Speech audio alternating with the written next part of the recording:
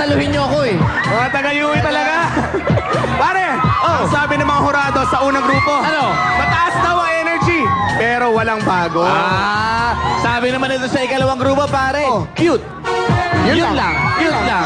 Oo. Okay, ano naman kaya masasabi nila sa ating pangatlong grupo? Pakilala mo na! Eto na sila. Ipapamala sila sa atin ng gilon-gilon. Ito yung paraan ng paghuli ng mga bangus, pare Jugs. Siyempre, ang mga pambato ng Lingayen, Pangasinan, Tribu Magayaga. It's showtime!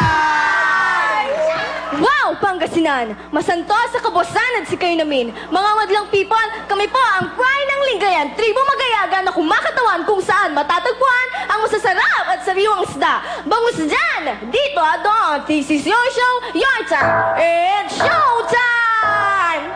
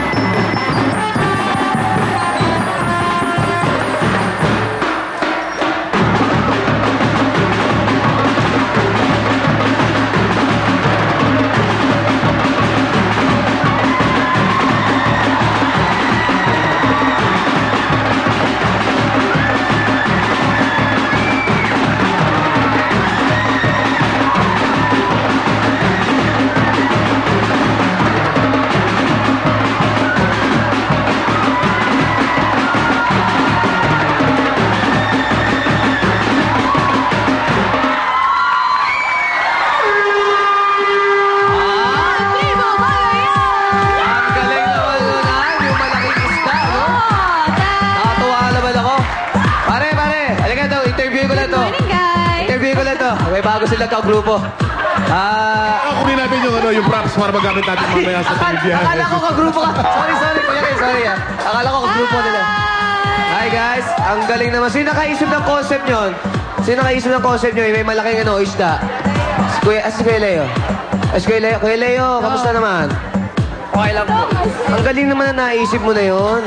May malaking isda, ha? Bali, tulong-tulong po, hindi lang po ako.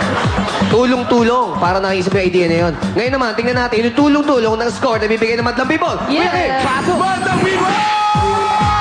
Madlang People! Gumamit na props na bangus ang ating mga kalok. Ang scientific name ng bangus ay Chanos. Bakit tinawag na milkfish? Dahil ang balat daw o ang laman ng bangus ay ubod ng puti parang gatas at ang mata naman nito ay namumuti pag ito ay bilasana. Madlang People, ready na ba kayo dyan?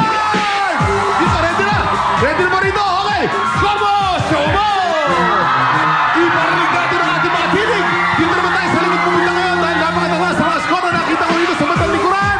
Pero bago tayo pumunta rito sa likuran, nandito ang ating mga advertiser ng ating agency at lahat na tumutulong sa Showtime.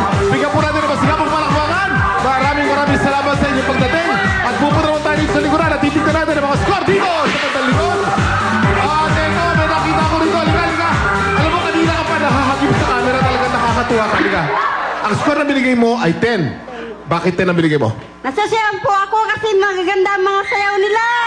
Hindi lang yan, ha? Ito. Samantalahin natin ang pagkakataon dahil nandito ang ating mga advertiser at ang ating mga agency. Ibig sabihin, pwede ka ma-discover. Kunyari, kukunin ka sa isang toothpaste commercial, ano? Ayan. Ito ngayon. Yan ang camera. Silipin mo yung camera. mag-smile ka ng malaking smile at ipakita mo sa camera. 5, 6, 7, 8, smile. Ay, thank you Oh, naman. okay! Back to you, Vong. Kuya Kim, Kuya Kim. Yes, yes. Sandali lang. Meron na nananawagan. Oh. Mommy, I'm here. Tumingin mo. Smile! Yee! Ayun. Wala din siya eh.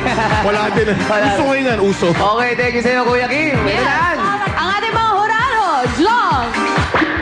Okay, Tribu Magaliaga, tama? Magayaga. Magayaga. Alam nyo, lately, ang daming mga banging isda na sumali rito. Pero, kayo ang version na gusto ko. Aray ko naman! Okay. Yung handa, yung props nyo na ginamit nyo kayo na nasa likod, hindi ako sigurado kung ano yan eh. Pero nung ending nakita ko, ang ganda tingnan. Isang malaking isda. Gusto ko yung concept, yung choreography, probinsyano. Ibig sabihin, simple pero maganda. Okay? Naaliw ako ng sobra.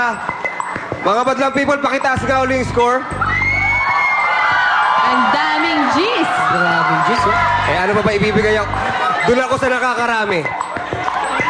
Thank you, Mr. Chong. Kalman, Miss Bianca. Ang galing! Sobrang very Filipino. And nakakatuwa. Sobrang nakakatuwa. Kasi nga, yun nga, totoo, lately, marami nang sumasaling puro mangingisda, yung theme. Pero, eto, iba. Tuwan-tuwa ako doon sa babaeng nahuli. Isda pala siya, no? Nung binuhat na sa dito, nagagaganon. Ang cute! Nakakaaliw. And Bianx, dahil, ano? Sandali lang ha, kasi naiiyak si ate. Ba't ka naman naiiyak, ha? Hindi, Ba't ka masaya naiiyak? lang Ba't ka siya. naiiyak? Okay lang yan, okay lang. Hindi kasi po. Kasi po gabi-gabi kami nagpupuyat, naghihirap. Kahit gusto po kami. Practice mo ng practice. Para lang pumakot sa showtime. Ano ba yan eh? Alam mo, nag-iiyak ka to sila. Uy, ano ba yan? Hindi, naiintindihan naman natin yung ginagawa nila. Uwiyak ka na Talaga namang mahirap talaga yung pagpapractice na yan. Kaya naman nandito ang showtime para bigyan ng kulay yung paghihirap nyo at ipakita nyo ang talent nyo sa buong mundo.